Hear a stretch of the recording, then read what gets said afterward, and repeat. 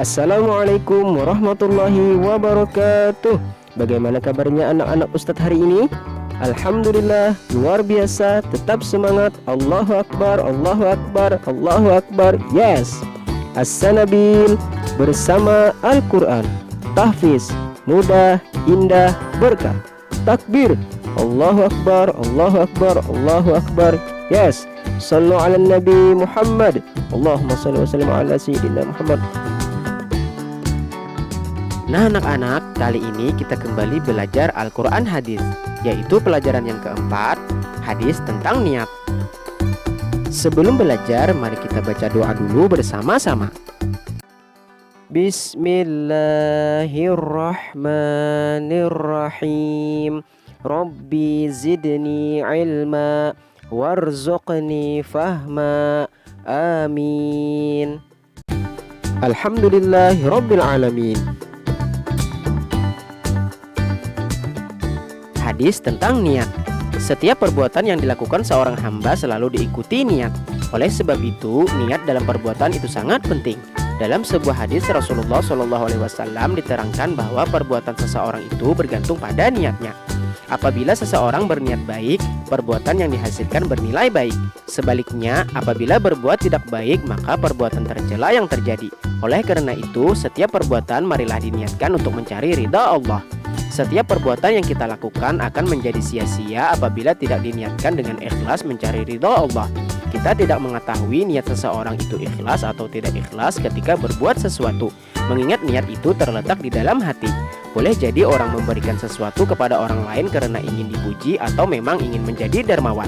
Nah, tanamkan rasa ikhlas dalam berniat agar kita memperoleh apa yang kita niatkan dalam perbuatan. Jangan mencampuri niat dengan harapan yang dapat merusak niat tersebut. Pada pelajaran 4 ini akan dibahas mengenai melafalkan hadis tentang niat, arti dan kandungan hadis tentang niat, serta menghafalkan hadis tentang niat. Mari kita pelajari dengan seksama. A. Melafalkan hadis tentang niat. Niat dalam beramal dan beribadah bagi seseorang memegang peranan yang sangat penting. Salah dalam niat membuat amal ibadah seseorang akan sia-sia.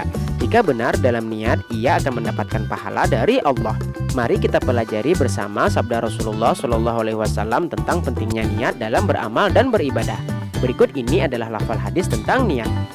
An Amiril Mu'minin Umar bin Al-Khattab radhiyallahu anhu qala sami'tu Rasulullah SAW yaqul innamal a'malu binniyat wa innamal likulli imri'in ma nawa. Rawahul Bukhari wa Muslim. B. Arti hadis tentang niat. Setelah melafalkan hadis tentang niat, perhatikanlah terjemahan hadis secara lengkap berikut ini. Dari Amirul Mukminin Umar bin Khattab radhiyallahu anhu, ia berkata, saya mendengar Rasulullah SAW bersabda, sesungguhnya amal itu bergantung pada niatnya dan setiap orang akan mendapatkan balasan sesuai dengan apa yang diniatkannya. Hadis riwayat Al-Bukhari dan Muslim. C. Kandungan hadis tentang niat. Hadis Rasulullah SAW mengajarkan kita bahwa niat adalah salah satu sumber benarnya suatu amal. Jika niat itu benar, amal pun akan benar. Sebaliknya, jika salah niat, amalnya pun ikut salah. Niat seorang hamba yang beribadah kepada Allah dibagi menjadi 3 tingkatan, yaitu yang pertama melaksanakan amal karena takut kepada Allah merupakan ibadah seorang abid. Yang kedua, melaksanakan amal karena mengharap pahala merupakan ibadah seorang pedagang. Dan yang ketiga, melaksanakan ibadah karena malu kepada Allah dan dalam rangka melaksanakan hak ubudiyah dan ungkapan rasa syukur. Ketiga macam amal di atas adalah amal orang-orang yang ikhlas. Ketahuilah bahwa ikhlas itu akan menghadapi suatu rintangan yang menghadang.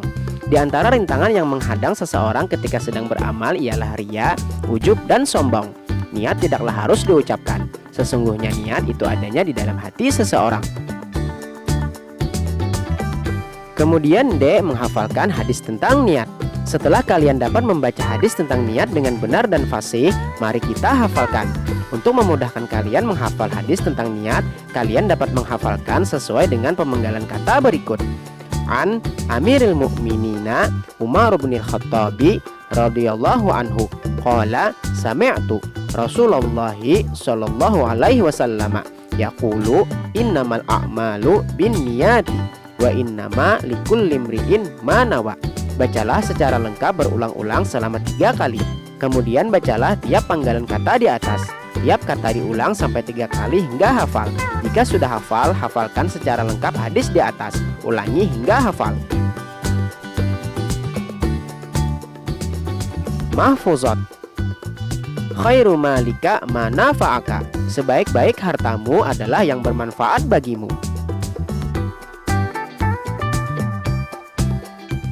Alhamdulillahirabbil alamin.